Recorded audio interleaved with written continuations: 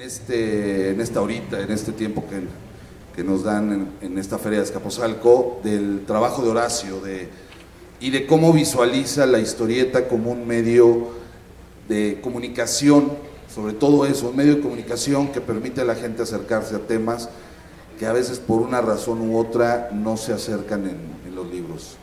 Horacio tiene una carrera desde mediados del 70, ¿verdad? Más o menos. 50 años, si nos quitamos de problema. Ok. Tiene más de 50 años haciendo historieta. Entre sus grandes éxitos está Las puertitas del señor López, que vamos a platicar un poco de ellos. Las puertitas del señor López era... el señor López era un señor como cualquier otro, o sea, un cuate que trabajaba en una oficina, que tenía una esposa que lo maltrataba, que lo trataba mal. Era un Gutierritos, como aquí le conocemos, pero de repente abría la puerta de su baño, eran las puertas de su baño, y entraba a mundos diferentes, donde la realidad como que se transformaba. Era un poco de esquizofrenia lo que tenía el señor López, ¿no? De alguna manera. Y esa historieta que hizo junto con Carlos Trillo, un gran argumentista argentino que falleció hace un par de años, y junto con el Loco Chávez, que también era un periodista que tenía cierta tendencia a ser mujeriego, un poco, pero no es un poco, y le iba al Racing. El Loco Chávez han sido mitos importantísimos en la historieta argentina. La historieta argentina ha sido uno de los, como país, Argentina ha sido uno de los grandes proveedores, no nada más de grandes historietas cómicas como Mafalda, como Buggy el Aceitoso, sino también de gente como Oesterheld, de gente como Horacio Altuna, de gente como Alberto Breccia, y que en su discurso y en su dinámica de contar historias siempre se involucraron socialmente. Entonces vamos a empezar a platicar con Horacio. Horacio, cuando tú empiezas en Editorial Columba, si no me equivoco, una famosa editorial allá, que aquí la podríamos comparar un poquito como Edar, que producía Lágrimas y Risas, o sea, producía historieta así a mojollón, como dirían los españoles. Pero esta historieta era escapista. ¿En qué momento empieza tu compromiso social con la historieta? Bueno, hola a todos. Es un poco difícil hablar de mi trabajo porque en general supongo que no lo conocen, pero espero que despertarles la inquietud como para que el día de mañana busquen conseguirlos. Y lo que decía Luis, efectivamente, yo empecé en la editorial Columba y hacía un trabajo por encargo, hacía historietas con guiones de guionistas que previamente no hablábamos para hacer ese trabajo.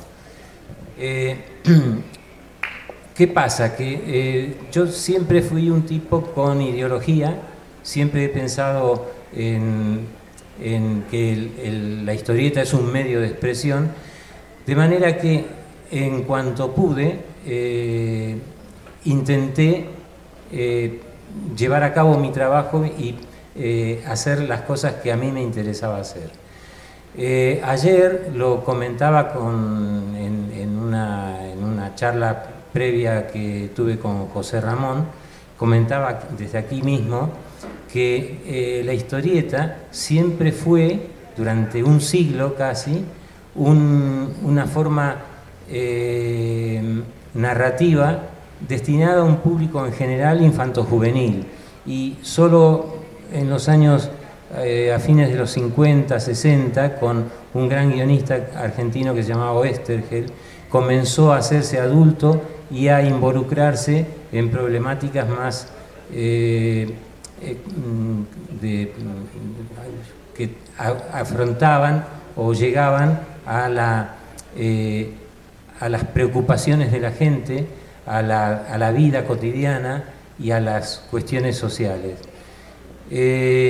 Como yo siempre tuve esas inquietudes y Oesterheld las despertó como historietista, en cuanto pude, en el año 75, comencé a trabajar, primero con Trillo y después en forma individual, como autor integral, a hacer historietas en donde procuraba tener una visión a través de mis historias, trasladar mi forma de pensar y despertar en todo caso las mismas preguntas que me hacía y buscar respuestas y que la gente en todo caso se haga las mismas preguntas y encuentre las mismas respuestas.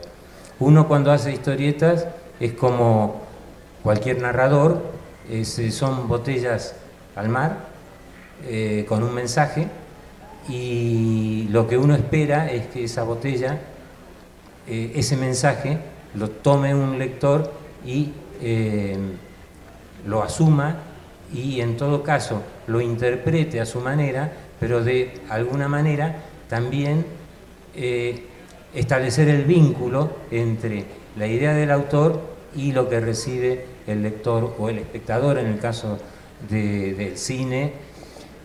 Y esa búsqueda de contacto y de relación siempre la he procurado hacer.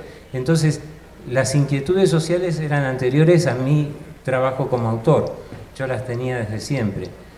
Y al hacerlas como historietista, creo que quedé completado como ser humano, porque haciendo el trabajo que más me gusta hacer, el trabajo que me hace feliz, y además expresarme, fue una maravillosa experiencia, es una maravillosa experiencia. Y también para darse cuenta de la importancia que puede llegar a tener la historieta, imaginen, yo trabajo en un periódico desde hace casi 40 años. Imagínense que un escritor escribe, pasa su tiempo tratando de hacer un trabajo que llegue también a un lector, y muy contento estará que lo lean 5.000 o 10.000 lectores. Ya es una cifra. Bueno, a mí en el periódico, como a mis colegas que trabajan también en el periódico, me llegaban a leer 1.200.000 personas por día. Esa es la importancia de la historieta. Si una historieta que tiene esa posibilidad de comunicación se desaprovecha diciendo cosas que que no tienen ninguna trascendencia o que no despiertan ninguna inquietud en la gente, es una historieta que en todo caso es legítimo leerla o divertirse con ella, pero también de alguna manera es una posibilidad que no se utiliza para dar mensajes o para ejercer la opinión. Va por ahí todo esto que he dicho, es para fundamentar, en todo caso, lo que yo siempre he tratado de hacer a través de la historieta. He hecho historietas de aventuras, pero la mayoría de las veces han tenido un contenido social. Y eso es desde siempre. Cabe aquí mencionar que, bueno, se ha hablado mucho de Oesterheld y me gustaría explicar rápidamente. Oesterheld, su máxima obra se conoce como El Eternauta. Era una historia de ciencia ficción que hablaba de una invasión a Buenos Aires. Es claro hacer notar que cuando se desarrolla en la ciudad de Buenos Aires hace que se vuelva muy propia del creador. O sea, eso que quiere decir es donde Oesterheld vivía.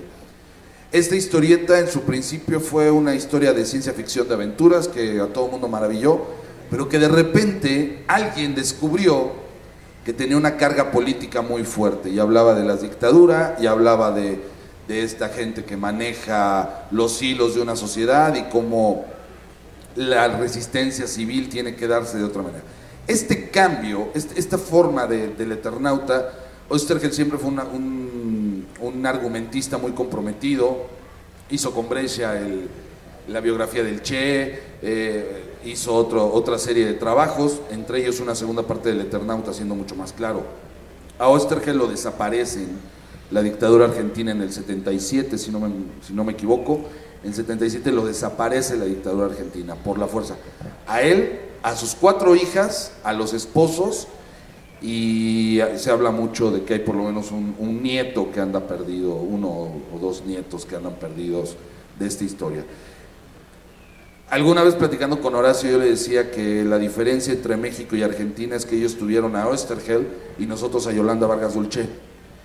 Y no lo digo, intento no hacerlo en tono despectivo, ni en tono peyorativo, sino en un tono netamente histórico y crítico de mientras allá o toda varias generaciones crecieron con este tipo de historia como El Eternauta, aquí hubo varias generaciones que crecieron en el melodrama como María Isabel, como Yesenia, El pecado de Oyuki. Y eso de alguna manera con una penetración de casi 2 millones de ejemplares a la semana que venían de Lágrimas y Risas, podríamos entender mucho el por qué el mexicano, y ahorita lo podemos ver, el 85% del ingreso de Televisa es por las telenovelas, de todo Televisa. O sea, hablo del editorial, hablo de todos sus negocios, es por las telenovelas. Entonces, bueno, por ahí va mucho el cómo somos como mexicanos.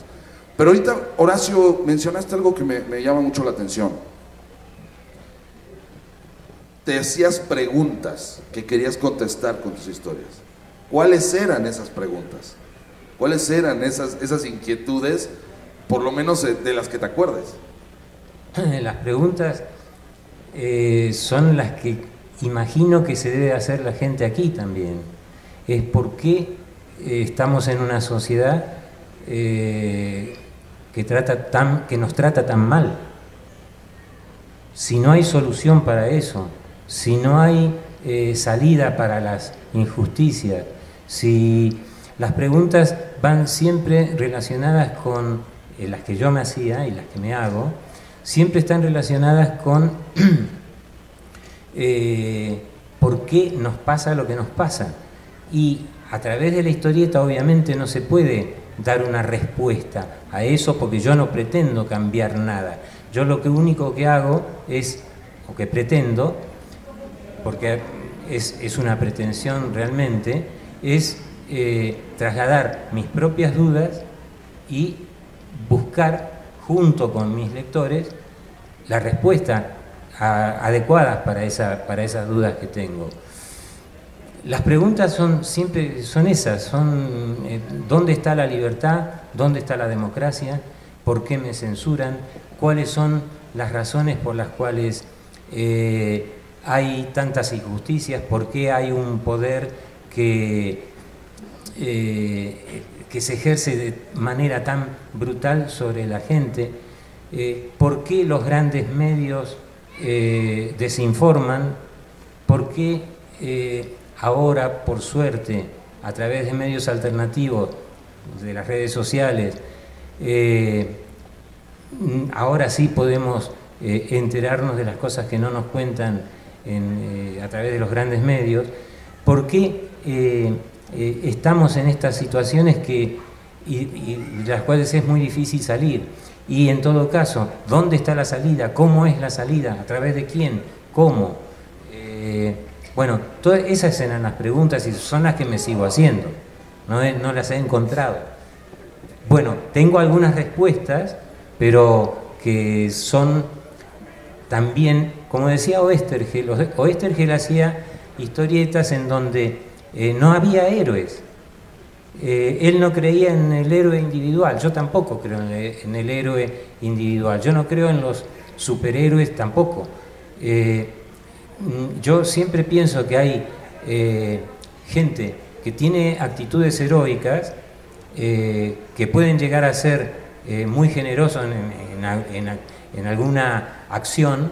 Es decir, creo en conductas heroicas, por ejemplo, de un bombero, pero yo no creo que toda la vida de un bombero sea una vida heroica, sino que puntualmente tiene una actitud y una generosidad que en un momento dado hace que él lleve a cabo una acción heroica. Pero él no se pasa la vida haciendo heroicidades. No es, Oesterheld lo que decía es que el verdadero héroe es el héroe social, el héroe comunitario, el que no es la heroicidad individual, sino la heroicidad de la sociedad, la que lleva a los grandes cambios. Y bueno, en parte es, eso es, por eso yo decía que no creo en los héroes ni en los superhéroes, ¿no? Me parece que es una necesidad que muchas veces nos hace que tengamos la necesidad de reflejarnos en conductas heroicas de otras personas, pero que no sé si es lo mejor que nos puede pasar. Es mejor que las sociedades, que las comunidades consigan las soluciones que las actitudes individuales no la van a conseguir. A ver, acabas de mencionar algo que también da pie para algo que está sucediendo. En estos momentos, los superhéroes, o sea, esta mitología norteamericana, esta mitología imperial, porque es lo que es, o sea, son los nuevos dioses, es el nuevo Zeus, es el nuevo Hermes, pero los superhéroes parece ser que son el referente inmediato del cómic. Y entendiendo los superhéroes como estos personajes que están por encima de cualquier otra cosa. ¿A qué atribuyes que más allá de la penetración del cine y todo eso, a qué atribuyes que no se pueda entender al cómic en estos momentos fuera del superhéroe? O sea, con toda la carga social que representa estos personajes imperiales.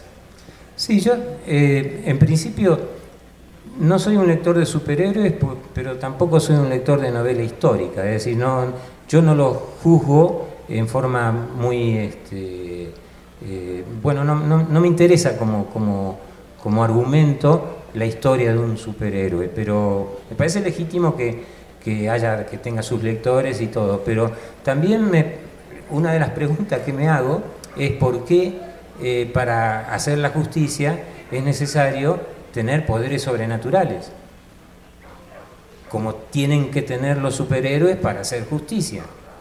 Lo ideal es que la gente normal, sin superpoderes, pueda llevar a cabo una tarea que pueda dar un resultado de justicia y de generosidad. Esas forma parte de una cultura americana y que ellos están muy contentos con tenerla, pero el problema es que la exportan. Y entonces yo me imagino que durante un siglo la historieta se enfocó de una manera casi exclusiva como una lectura infanto-juvenil. Y entonces, un medio como la historieta, que nació junto con el cine, su evolución fue absolutamente distinta.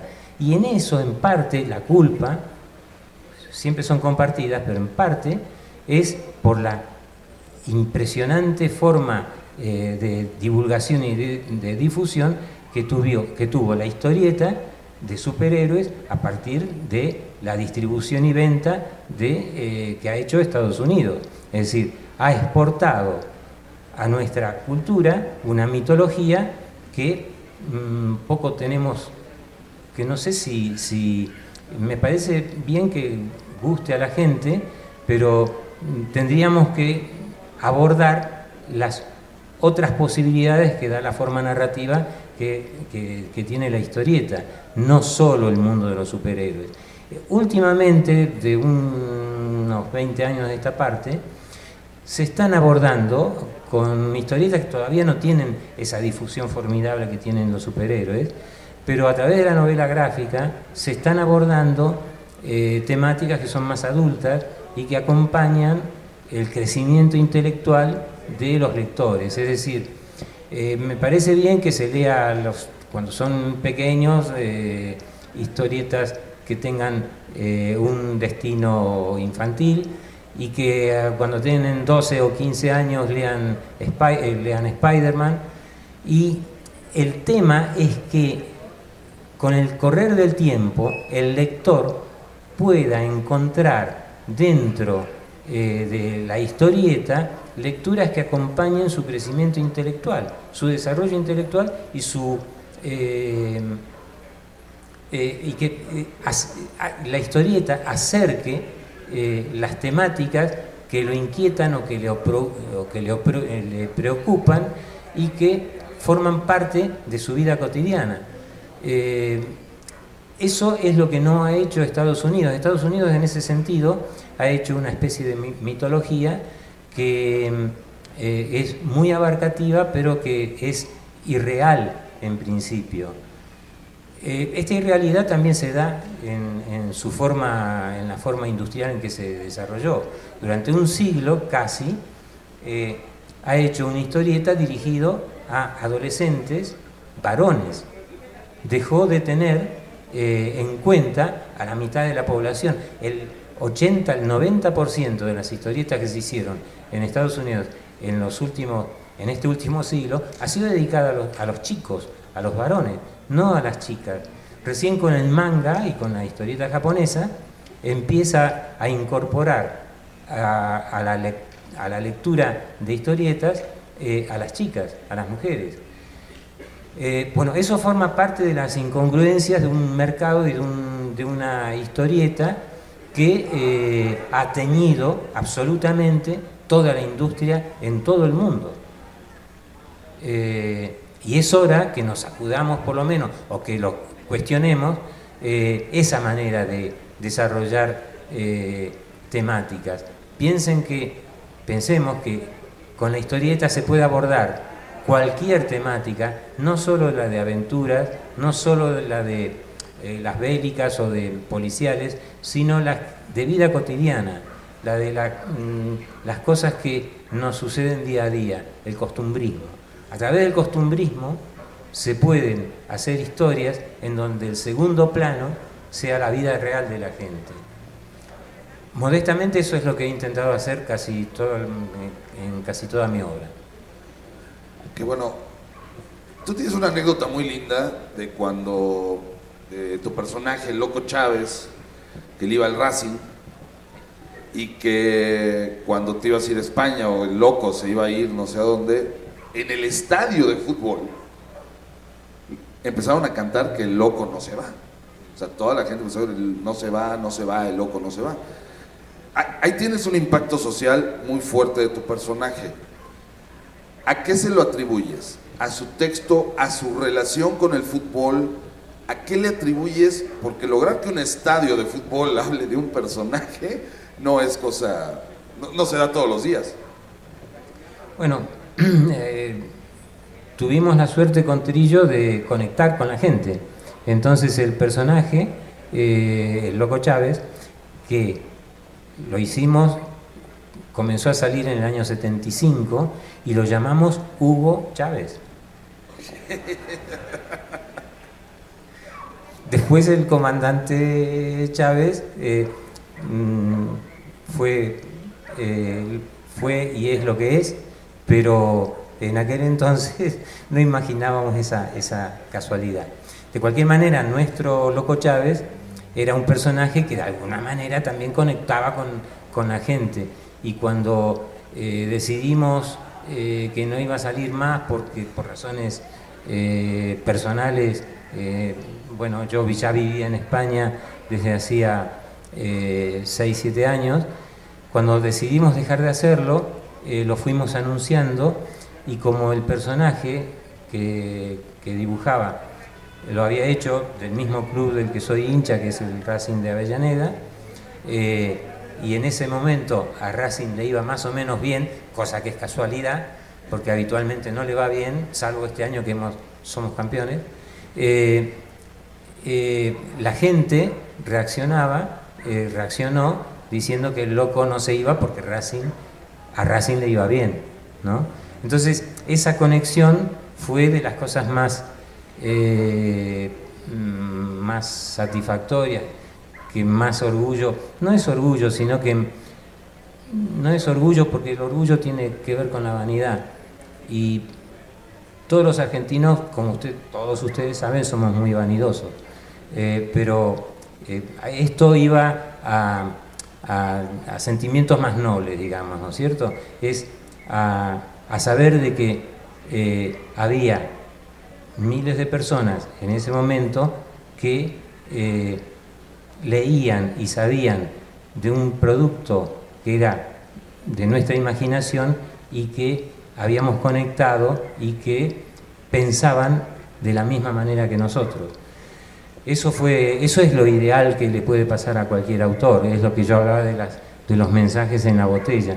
Cuando uno intenta conectar, ¿no? Y que haya un feedback y que eso se produzca, eso es lo ideal que le puede pasar a cualquier autor. Cuando tienes esta conexión, ¿a qué se la atribuyes? O sea, en particular el Loco Chávez, ¿a qué? O sea, ¿cuál era la temática de este personaje que hizo que conectara con la gente? ¿Lo llegaste a descubrir?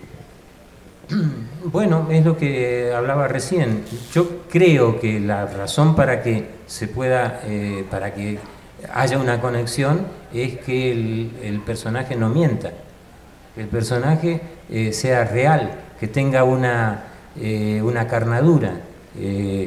Yo cuento siempre que al cabo de un par de años hubo un director de cine que quería hacer el personaje en cine, y estando con él, con la primera vez que conversamos con este director de cine, nos empezó a interrogar sobre el personaje. La primera pregunta que nos hizo es ¿dónde había nacido el personaje? Entonces con Trillo le empezamos a explicar que estábamos en una editorial y que nos habían dicho que en el diario Clarín iba a haber un concurso para dibujar, para introducir una historieta en la última página del periódico, y que entonces dice, no, dice, ¿dónde nació el personaje? ¿En qué sitio? Y nosotros no lo habíamos pensado. Y nos preguntó, ¿y los padres quiénes eran? ¿Cómo eran? Y nosotros no lo habíamos pensado. Entonces, cuando ahí nos dimos cuenta que la carnadura que nosotros le habíamos dado al personaje y la importancia que iba teniendo era porque inconscientemente le habíamos dado unas connotaciones de realidad que hacía que esa conexión de la que tanto hablo se hubiera podido producir. Y entonces imaginamos que el personaje había nacido en un barrio de Buenos Aires que se llama Barracas, que su padre era un trabajador ferroviario, que su mamá trabajaba qué sé yo qué, y le hicimos una biografía que nunca salió, pero que sí nos hizo poner pie en tierra en cuanto a que lo que contábamos no podíamos mentir, porque el personaje era así como había nacido y con la biografía y la forma de ser que le habíamos dotado. No podía mentir. Esa manera de desarrollar un personaje es, creo, lo que hace que tengan alguna repercusión o algún éxito algunos personajes como Mafalda o como tantos otros que son emblemáticos. Ahorita, en estos momentos, con el internet, con todo lo que está pasando alrededor, la historieta a nivel mundial es representativo, sobre todo en los 50, 60, 70, en todos los países había un boom de la historieta, o sea, vendían millones de ejemplares, cada país tenía sus representantes nacionales de sus historietas, y aquí teníamos a Lágrimas y Risas, ahí estaba Frontera en Argentina, en Europa estaba el TVO, los de Bruguera, la escuela Bruguera, y sin embargo parece que toda la historieta como nacional, como propia, se empieza a diluir, particularmente en los 90s. O sea, quitando algunos casos muy marcados, yo podría marcar que hay tres grandes industrias de la historieta ahorita en el mundo, que es la estadounidense, la francesa y la japonesa. Son las tres grandes. Todos los demás como que abrevan un poco de ahí, de esas tres industrias. Sin embargo, sigue siendo la historieta un medio que utilizan los jóvenes para expresarse. ¿tiene futuro esto? O sea, en realidad la historieta está enfrentando un momento bueno o un momento donde puede llegar a desaparecer. ¿Qué está pasando en este momento? Es como el teatro, ¿no? Siempre está en crisis la historieta. Yo pienso que la historieta tiene el futuro de cualquier forma narrativa. Es decir, el teatro, la literatura, el cine no van a desaparecer porque son formas narrativas y eso está incorporado a la vida de la gente. Entonces, es probable que cambie a partir de los soportes y que ahora se haga más digital que en papel, y todo eso no es bueno ni es malo, sino que va a ser diferente. Lo importante es que como forma narrativa haya editores, sean digitales o de papel, editores que quieran hacer historietas que aborden esas temáticas de las que hablábamos antes, que haya autores que las querramos hacer, que querramos hacer historietas con contenidos sociales o costumbristas o de diversión, pero sí con un nivel, y que haya además un lector exigente que pida, exija que haya una lectura dentro de nuestro campo que acompañe su vida y que no deje de leer historietas porque ya Spider-Man no forma parte de sus inquietudes o porque no le interesa ya como personaje, sino que haya historias en que puedan acompañar como lectura adulta el resto de su vida, que agarren con gusto a los 40 o a los 50 años historietas que hablen de sus realidades y de sus preocupaciones. Eso es lo ideal de la historieta, pero forma parte también del futuro de todas las formas narrativas. Yo creo que esto es un camino que no tiene un final, sino que tendrá formas posiblemente diferentes, nada más. Y ahorita en este momento, cuando tú empezaste a hacer historieta, por la razón que tú quieras, había un editorial que te pagaba por hacer este trabajo. Ahorita en realidad poco a poco han ido desapareciendo las editoriales, no se está pagando por hacer historieta, bueno, no está pagando por hacer ningún tipo de cultura, pero en particular, bueno, la historieta, ya no hay esas editoriales. ¿Cuál crees tú que pueda ser la motivación de alguien de hacer historieta? O sea, ¿cómo entiendes tú el hacer historieta en estos tiempos cuando ya no se ve como un trabajo, sino o como un hobby o como una labor de resistencia? Sí, bueno, es lo mismo, la misma pregunta se podría trasladar a un escritor, porque un escritor tiene el mismo tipo de inquietud que lo lleva a escribir y tiene al mismo tiempo las mismas dificultades para poder venderse y los mismos problemas para vivir de ello. Forma parte también de las obsesiones personales de cada individuo. A mí siempre me gustó contar historias, y a lo mejor si no hubiera sido dibujante de cómics y guionista también de cómics, hubiera sido escritor o periodista, no lo sé, pero siempre hubiera estado vinculado a alguna forma narrativa que es lo que me gusta.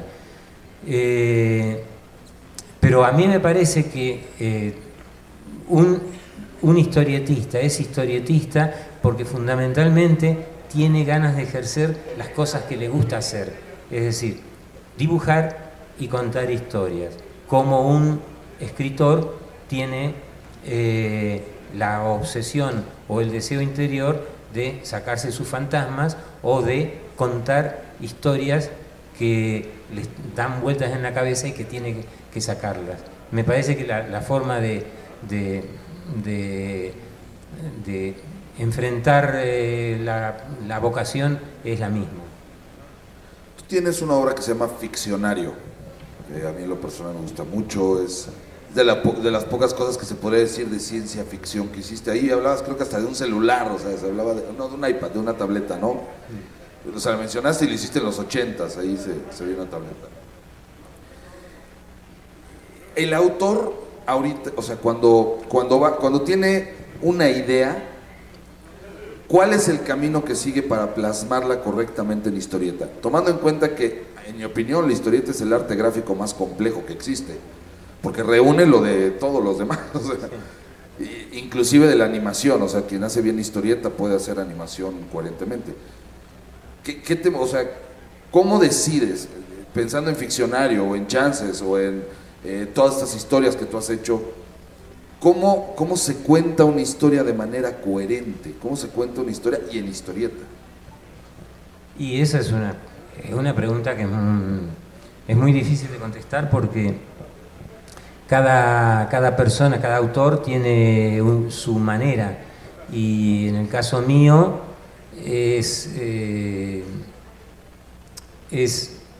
llevar a cabo una idea que desde hace rato me da vueltas a la cabeza, que está en algún cajón de mi interior, y que cuando no aguanta más estar en ese cajón, lo tengo que sacar para poder mostrarlo.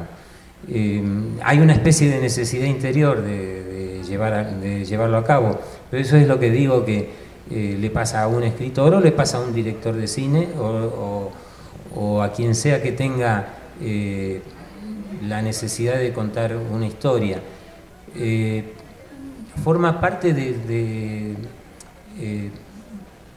esto es de los cuentacuentos medievales, o son formas que son ancestrales. Los cuentacuentos de las tribus indígenas, o de los negros en África, o de las abuelas indígenas del altiplano. Es decir, contar historias siempre ha sido una compulsión interior del ser humano, y no sé explicarlo, pero forma parte de una necesidad interior de sacarlo afuera. Yo no sé cuál es el camino que me lleva a hacer una historia. Yo sé que cuando sale es porque ya no aguantaba más estar dentro de mi cabeza, y además siempre se ha dado, he tenido la fortuna de poder llevarla a cabo, y alguna editorial me la ha querido comprar. Acabas de mencionar algo. Hay una discusión en la historieta que yo creo que es el tema más común ya cuando estás metido en ella, es argumento o dibujo. ¿Qué? O sea, ¿qué hace más a la historieta? Un buen argumento, un buen dibujo, la falta de alguno de ellos, ¿qué ocasiona? Porque podemos ver a veces grandes historias con un pésimo dibujo. Y, por ejemplo, hablábamos de Sandman, de Neil Gaiman, que siempre ha tenido grandes historias, pero los dibujantes son muy malos, nunca le han puesto un buen dibujante. Y sin embargo hay grandes dibujantes con pésimas historias. ¿Cuál es en tu opinión, qué es lo que qué tiene más peso, o cómo se debe trabajar ese tipo de cosas? Lo ideal es que sea un trabajo integral de buen dibujo y buen guión. Yo privilegio lo que se cuenta. Me parece mucho más importante el fondo que la forma. Es lo mismo que ver una película con una maravillosa fotografía, pero que te cuenta una estupidez. La historieta es exactamente lo mismo. A mí me parece que el acento tiene que estar en lo que se cuenta, y es más importante lo que se narra, la vicisitud o la historia o lo que se quiere contar, que la forma de llevarla a cabo gráficamente. Seguramente es mejor si un buen guión tiene un buen dibujo. Eso es elemental. ¿Cómo ves la historieta en estos momentos? O sea, la historieta a nivel internacional, tú que además continuamente estás haciendo en España, en Argentina, has venido a México recientemente. ¿Qué observas en la historieta en estos momentos? ¿Cuál es la situación que tú percibes de la realización de historieta en estos momentos? En la actualidad hay muchas dificultades laborales. Se paga mucho menos. En los grandes centros, tanto Estados Unidos como Francia, bueno, en Japón no sé, pero tanto en Estados Unidos como en Francia se paga mucho menos el trabajo del historietista.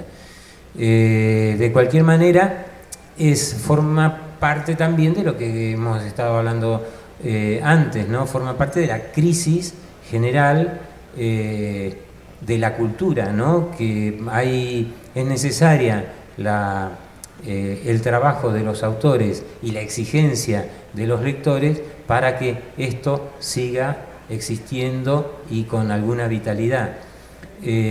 No van a faltar autores y no van a faltar lectores, pero en la actualidad lo que está pasando es que hay una historieta que aborda efectivamente temas políticos. Hay historietas maravillosas que se están haciendo sobre Palestina o sobre situaciones de la realidad histórica que nos toca vivir, y eso antes no existía, ¿no es cierto? Entonces ahora es un momento interesante porque se han modificado inclusive las grandes formas de distribución de la historieta. Entonces ahora hay muchísimas pequeñas editoriales que están abordando las temáticas que antes no se abordaban, y eso es lo mejor que puede pasar dentro de nuestro campo.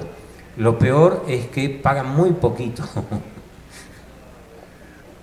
Hay un fenómeno peculiar y lo podemos ver en esta feria, y yo creo que todas las ferias que se hacen, podemos encontrar libros viejos de cualquier tema, pero no podemos encontrar historietas viejas. No existen. O sea, no, ya se han vuelto objeto de coleccionistas que las atesoran, las guardan, pero si ahorita nosotros le quisiéramos decir a los niños, oye, por ejemplo aquí en México, ponte a leer Los Supersabios, es casi imposible encontrar eso.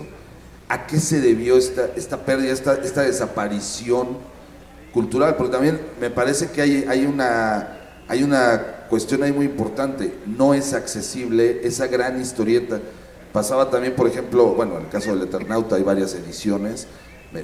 En Argentina como que respetan a sus clásicos, en México es muy poco, tal vez algo de La Familia Burrón o de Rius, es lo que hemos podido rescatar. Sin embargo, a nivel mundial, la historieta antigua, la historieta que dio origen a las nuevas historietas, todo eso, está desaparecida. O sea, en su gran mayoría.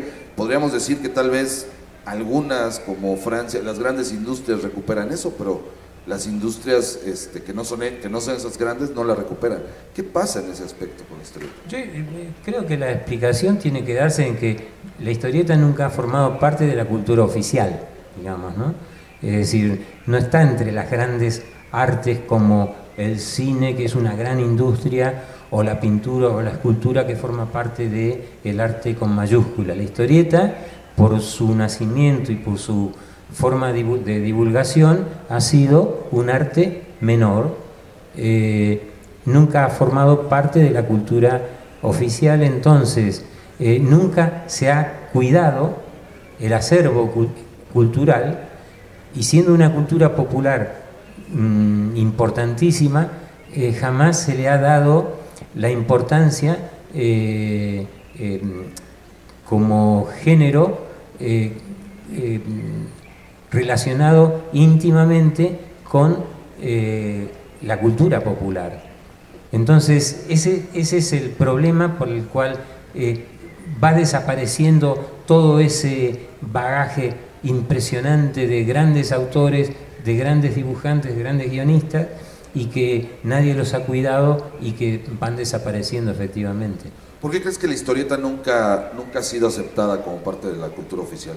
Digo, y seamos honestos, ahí alguna vez se tuvo la discusión de que mientras aquí se vendían de historietas al mes, se vendían alrededor de 200 millones de ejemplares, creo que de libros llegaban a 1 millón de ejemplares, y eso en una época de buena lectura y de mucha producción. O sea, nunca, no ha habido una obra literaria que tenga la penetración que han tenido las historietas, y no estoy hablando nada más de México, de todo el mundo. O sea, las historietas tienen una gran penetración, porque nunca las ha adoptado la cultura oficial.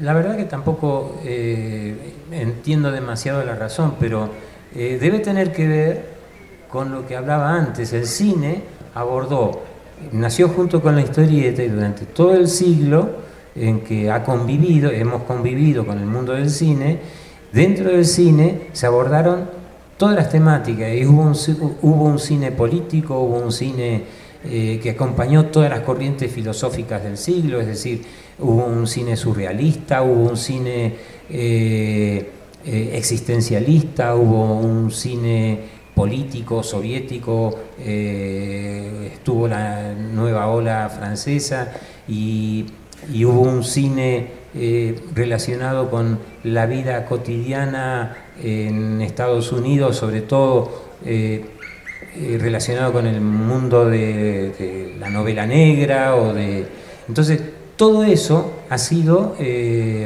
formado, el cine ha acompañado a grandes rasgos toda la cultura, todos los movimientos sociales y políticos de todo el siglo. La historieta no. La historieta ha estado encasillada en una lectura infanto-juvenil. A lo mejor por eso nunca ha formado parte de esa cultura oficial, porque era una cosa marginal para chicos, y en los diarios, cuando empezó a salir en Estados Unidos la historieta, que es ahí donde al principio se desarrolló, estaba dirigida a los niños. Era el espacio destinado a una lectura infantil. Ahora, curiosamente la historieta a nivel mundial, sí, como tú dices, la temática siempre fue infanto-juvenil. Sin embargo, lo leían adultos, curiosamente de clases populares, de clases... y que, por ejemplo, en México aprende a leer con la historieta. O sea, en México la alfabetización se logra gracias a Pepines, Chamacos, Pinochos, Paquines. O sea, aquí en México se alfabetiza con la historieta. Y es como despreciado eso. Por lo que he llegado a entender, digo, quitando en Argentina, digo, este caso particular de Oesterheld, que le dio una dimensión diferente y que generó tal vez luego esos mismos lectores, cuando crecieron y llegaron a ciertos puestos importantes, pudieron medio rescatar. Aquí no ha sucedido en muchos de los casos, hay pocos casos. Curiosamente uno de ellos es el de Paco Ignacio Taibo, que a principios de los 80 trata de rescatar la historieta con la SEP, con Bronca, con episodios mexicanos, con una serie de obras. Y sin embargo no sucede. Sin embargo se pierden estos capítulos de la historia, se nos olvida. ¿Tú crees que es parte de de algo programado el hacer desaparecer esta cultura popular, el hacer que la gente olvide o sea, de por sí en México en particular tenemos memoria de 5 minutos, o sea, es más, ya no tenemos memoria, tenemos trending topic. Entonces, ¿qué sucede? ¿Tú crees que haya una estructura, porque pasa en todos los países latinoamericanos además, donde fueron desapareciendo la cultura popular, en particular la historieta? Bueno, en el caso de Argentina no. En el caso de Argentina hay una tradición historietística fantástica y que he tenido la fortuna de nacer allí y de nutrirme de los grandes maestros que dio mi país y que siguen estando vigentes. Entonces, ese acervo cultural todavía se mantiene y hay una especie de revival ahora de todo ese acervo cultural fantástico que nos ha dado todos los grandes maestros que hemos tenido en Argentina. Pero no creo que haya una conspiración para que esta desaparición de esa forma cultural sea digamos un plan de alguna élite o de algún gobierno o de alguna estructura superior. Yo creo que se da porque los autores no hacemos historietas que interesen, no hay editores que quieran publicar ese tipo de historias y no hay un lector que lo exija. En general, si la historieta está en crisis o desaparece, las culpas son compartidas siempre. Y bueno, para terminar, platícanos un poquito de este libro que están regalando aquí en la feria, que trae una historia tuya. Me platicas que salió en la Semana Negra de Gijón, algo así. Platícanos un poquito de este ejemplar que están regalando. Bueno, son en estos ejemplares hay dos historias. Una que es cuando matan al Che Guevara en Bolivia, y la otra es un incidente multirracial en Los Ángeles, en California. En los dos casos hay una lectura que se deja en principio a cargo del lector, porque en el caso de la historia del Che Guevara, el Che Guevara ya está muerto, y entonces es lo que piensa un campesino y lo que piensan los militares que lo mataron. Y no hay una confrontación, sino una diferencia de niveles de comprensión de ese hecho. Punto. No he querido ahondar en ese. Las conclusiones siempre las saca el lector. Y en el otro caso es un encuentro violento y racial, además racial, en un supermercado de Los Ángeles, en donde hay un tiroteo y muere un oriental, un coreano, un negro y un chicano. Y la sangre va a parar al mismo sitio, es decir, forma parte también de las historias que me gusta hacer, ¿no? De que hay una especie de superestructura que maneja nuestras vidas y que nos produce preguntas que a veces no sabemos responder y que estamos en la búsqueda de esas respuestas. ¿Por qué pasa lo que pasó en ese supermercado? La respuesta está en la gente, o en el viento, como decía Bob Dylan. Bueno, ¿hay alguna pregunta entre la gente del público que quieran hacer? Sí, a ver, allá, y ahorita vamos para acá y ahorita acá.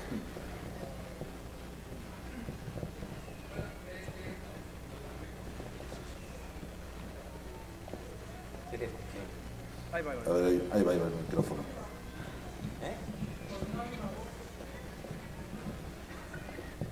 No, porque con este frío te puedes quedar afónico y no queremos demandas por... Buenas noches a ambos. Hola. A las personas que están aquí. Esta pregunta pues obviamente va a tener dos perspectivas, ¿no? La de Horacio y la de Luis. Horacio, tú hablas en Argentina y tú viviste y fuiste partícipe de cuando la historieta era un medio muy popular. ¿Qué es, cómo se reflejaba en la sociedad argentina esto? Y Luis, tú ahorita aquí en México, ¿qué papel se vería que tiene la historieta si se vuelve otra vez un medio popular?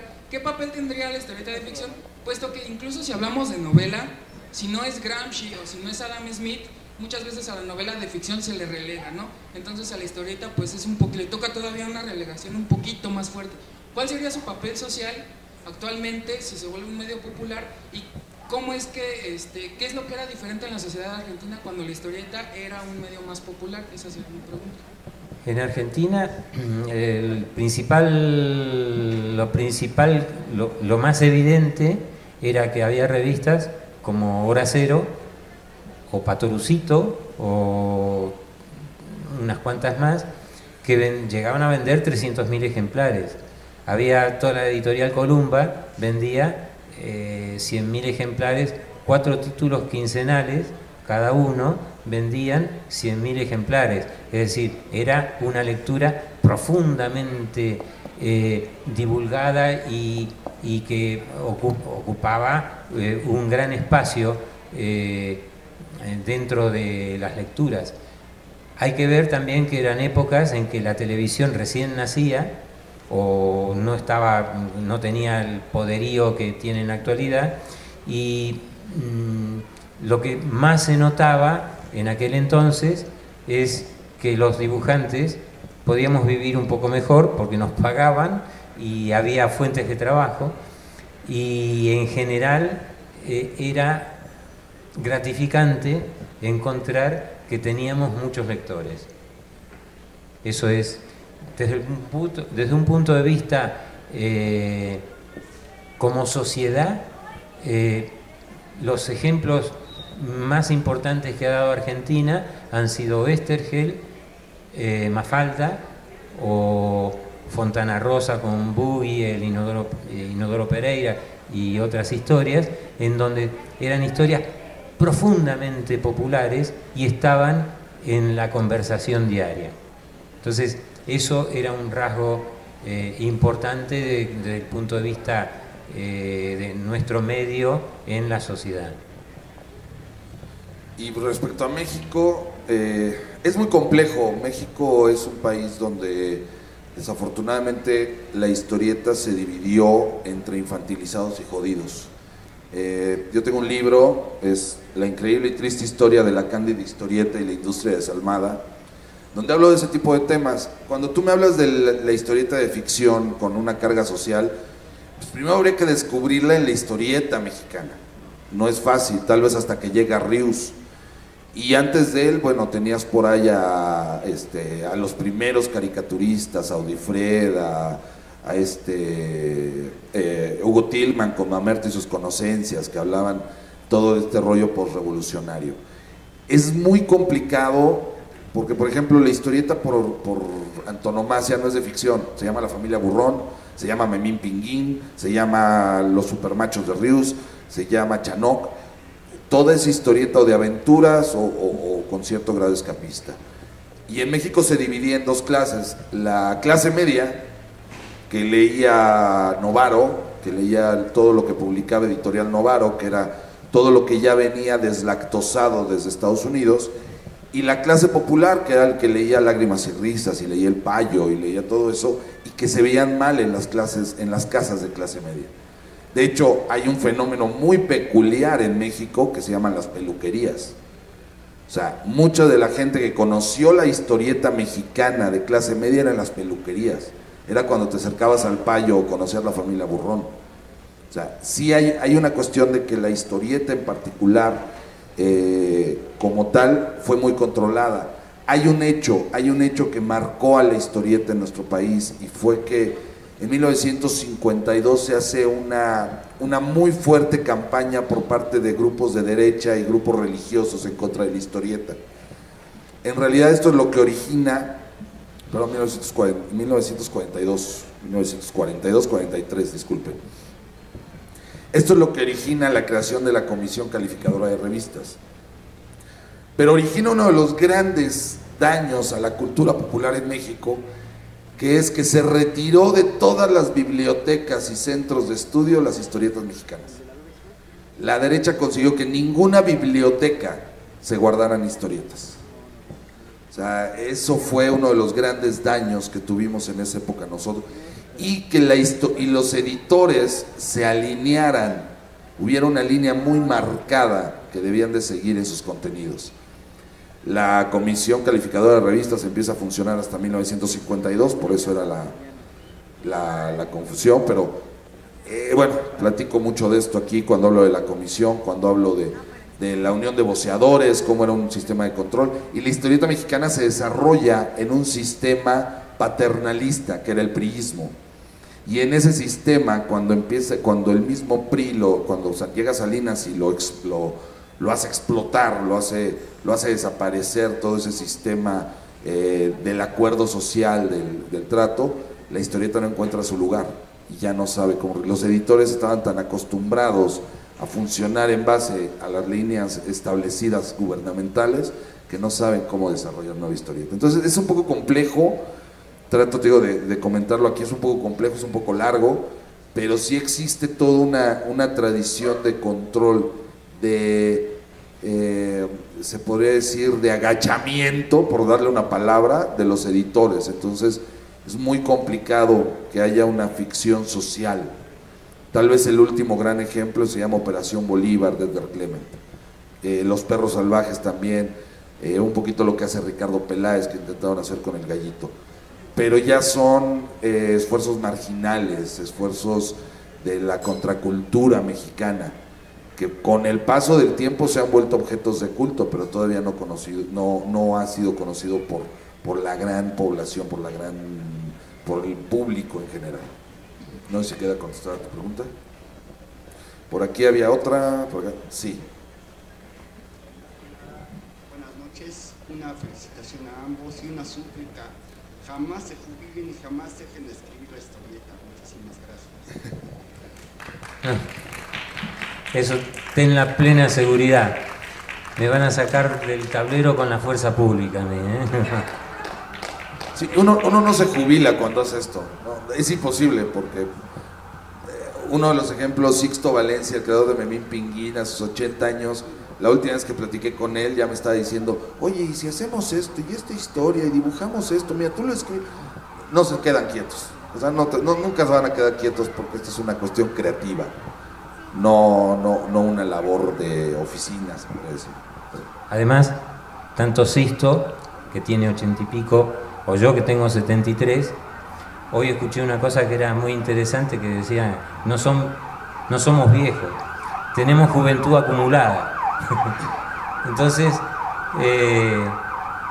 nada, este trabajo a mí me ha hecho feliz, entonces es muy difícil dejarlo. Allá había otra. Hola, buenas noches, mi nombre es Norma Lidia. Más que pregunta es petición. Horacio se la ha pasado diciendo, también ayer estuvo diciendo que también los lectores tenemos la culpa de que se pierda, ¿no?, toda esta parte de la historia. Porque no pedimos, ¿verdad? No exigimos. A mí me gustaría pedirles algo especial. Yo como mujer me doy cuenta, lo poquito que sé o que he leído de historieta, pues la mayoría de los personajes principales son hombres, que tomaran en cuenta más a las mujeres. Y que cuando nos tomen en cuenta a las mujeres, no como la mujer débil, la que nada más está esperando a que llegue el príncipe azul y la rescate, no de su vida pobre o del maltrato al que está sufriendo, sino de mujeres inteligentes, valientes, trabajadoras, luchadoras sociales. En esta ocasión, a mí, en este momento, se me está ocurriendo que habría una buena historia en algún país de Latinoamérica de una estudiante joven que no esperaba que la rescatara un hombre rico, ¿verdad?, y la sacara de pobre, sino que se esforzó y luchó y estudió periodismo al grado de que pues viene siendo casi una heroína nacional, en la cual en algún momento, en lugar de rescatar al pueblo, pues el pueblo tiene que rescatarla a ella y viceversa, y que se hagan dos presentaciones, ¿sí?, una económica y una coleccionable. La coleccionable para que quede en resguardo de los hogares de México. Fantástico. Yo tengo mis personajes,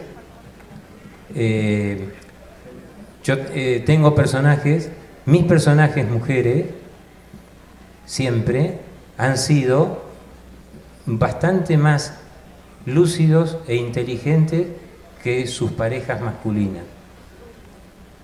Y en ese sentido me creo a salvo de la pequeña dosis de crítica que puedes, y que tienes razón, que puedes introducir en el campo de la historieta, porque es verdad, y es lo que decía hace un rato, Estados Unidos, que es el gran impulsor de la historieta, durante un siglo ha dejado de hacer historieta para chicas, para mujeres, y ha creado un lector varón. Y la idea que tienes de hacer alguna historieta con personajes femeninos estaría fantástica, y ojalá que haya alguna colega mujer que la pueda llevar a cabo. Y además, tú tienes alguna fuerza como para pedirle a tu hijo que haga esa historieta. Y que la haga además como tú quieres, claro, que la hagas. Claro. ¿Sabes qué? Es que es muy peculiar este caso, porque es muy común que se pida que haya más mujeres en historieta. Curiosamente, no entiendo, esto está cambiando a raíz del manga, precisamente, de que el manga, de que el cómic japonés empezó en los 90s a ser muy popular. Pero antes las mujeres se alejaban del dibujo. Era muy difícil encontrar mujeres historietistas. Por lo regular hacían argumentos. llegó a haber aquí dibujantes mujeres y a veces tenían que usar seudónimos. Obviamente estamos hablando en los 50, 60, había un ambiente machista en esta situación, un ambiente completamente cargado hacia lo de los hombres. Pero en los últimos años ya ha habido mujeres que empiezan a hacer sus propias historias. Por ahí tenemos una Dalisa Zárate, por ahí tenemos a Laura Sánchez con Fábulas en Frío, tenemos a Tania Camacho con Jules de Papier, y Jules de Papier se ha vuelto un fenómeno en México, tiene más de, ya creo que está llegando a los 200,000 seguidores en Facebook, lo va a publicar Random, y lleva 2 años de que salió a la luz. La mujer siempre va a tener formas diferentes de expresarse que el hombre. Va a decir las cosas con otra intención, con otra carga emocional, con otra, buscando otro tipo de temas. El hombre, cuando mete a la mujer, muchas veces mete el sueño que él tiene sobre una mujer. Podemos hacer mujeres fuertes, pero también no todos los autores están en esa búsqueda de una mujer inteligente, fuerte, diferente. Siempre se hace lo que se conoce. Y a muchos autores, hombres, les cuesta mucho trabajo hablar como mujeres. Y cuando hacen a una mujer como personaje, la hacen hablar como hombre. Por eso luego no funciona tanto. O sea, o la hacen demasiado sexualizada. Porque es la visión del hombre. Como bien dice Horacio, y me parece que es clave, lo que necesitamos es que también las mujeres empiecen a contar esas historias que quieren escuchar, que empiecen a mostrar qué es lo que quieren leer, qué historias nos quieren contar y qué visión tienen ustedes de ustedes mismas y del sexo opuesto. Y en ese momento vamos a poder empezar a generar un gran producto. Digo, ya ahorita ya hay muchas mujeres, por ahí Palmira Campaña también tiene esa historieta. O sea, sí, cada vez hay más mujeres haciendo historieta. Pues yo creo que es momento de que haya muchas más contando historias. Pues yo lo que también pido, que ojalá y muchas mujeres nos lleguen a contar esas historias. Por ahí había otra pregunta. Sí, quisiera saber qué opina el maestro, tú, del fenómeno de la revista Charlie Hebdo y qué futuro ven ustedes ahí para esa revista y para este fenómeno. Bueno, ayer estuvimos hablando aquí con José Ramón sobre Charlie Hebdo y lo que sucedió con Charlie Hebdo. Y lo decía y lo repito hoy, desde un punto de vista, todos somos Charlie Hebdo, en el sentido de que todos abogamos por la libertad de expresión y a todos nos repugna la violencia física terrible que se ejerció sobre esos autores. Y en ese sentido, todos somos Charlie, todos queremos la libertad de expresión y todos repudiamos ese crimen horrendo. Por el otro lado, no hay que ser hipócrita. Yo no soy Charlie Hebdo porque yo no haría una historieta con esos contenidos, o esas portadas o lo que sea, con esos contenidos, porque no me salen, no forma parte de mi inquietud. No me sale burlarme de 1.400 millones de musulmanes, no me sale. No tengo interés en eso. Entonces, en ese sentido, tal como reivindico yo esa libertad de expresión y repudio el crimen horrendo, también pienso que detrás de toda la repulsa y todo el desgarramiento de vestiduras que hubo en todo Occidente, en todo el norte, sobre eso que sucedió, que era realmente un crimen terrible, y uno lo veía en España, donde todos clamaban por lo que había sucedido. En España no hay ni se podría hacer una revista como Charlie Hebdo, porque ahí hay una forma de censura que excede a la editorial. Hay una especie de hipocresía, no hay una manera libre. Ahí no se puede, hay revistas censuradas por criticar al rey. Entonces, me parece una hipocresía total hablar de y pontificar por la libertad de expresión. En ese sentido, creo que en este momento, sobre todo en España, que es donde yo vivo, donde lo políticamente correcto es harta y coarta y es una censura, desgarrarse la vestidura por lo que sucedió con Charlie Hebdo, cuando en España no se podían hacer un tipo de publicaciones con esas libertades, me parece hipócrita fundamentalmente. Pues mira, yo te voy a dar mi opinión rápidamente. Yo, para la revista El Chamuco, que es donde colaboro, hice 4 páginas contando lo que era Charlie Hebdo. Yo tengo una opinión muy particular sobre el humor. Para mí el humor no tiene límites. El lector es el que decide sus propios límites. O sea, yo veía Charlie Hebdo, alguna vez la conocí antes de que pasara todo esto, y en algunos momentos me parecía exagerado el tono en el que ellos hablaban, pero respetaba totalmente la función. No podemos permitir que el miedo no nos haga hablar, no nos haga decir. Puedo estar de acuerdo o no estar de acuerdo con lo que dices, pero no puedo permitir que el miedo o amenazar o atacar o, en este caso, matar por lo que dices. O sea, no conozco una palabra que asesine gente. Conozco dictadores que las usan para eso, pero no conozco una palabra que... Nunca he visto que un chiste mate a una persona. Entonces nunca... Lo que sucedió con Charlie Hebdo es hasta extraño, porque llegó un momento en que la derecha conservadora, esa que siempre ha censurado, esa que siempre ha evitado, que no quiere que la gente hable, y que el humor les pesa. Porque hay que hacer una cosa, el humor desacraliza, el humor te humaniza. Porque puedes poner a Hitler encuerado y ya no se vuelve el güey que mató a millones de personas. Se vuelve un ser humano. Eso es lo que hace el humor. Por eso no podemos limitarlo. Pero el hecho de que llegues y lo mates, no podemos permitirlo. Y creo que la reacción en el mundo no es una cuestión de decir si estaba bien o estaba mal lo que sea Charlie Hebdo. Es que no pueden, con el miedo, callar las bocas. No pueden callar al humor, no pueden callar la risa. El día que el ser humano se deje de reír, en ese día dejaremos de pensar. Esa es mi opinión. Sí, por otro lado, es verdad. Y por otro lado, hay que pensar que estoy totalmente de acuerdo con lo que dice Luis, en que uno tiene que poder hacer humor el que quiera, puede tener la libertad de poder hacer el humor que quiera, e inclusive que sea ofensivo.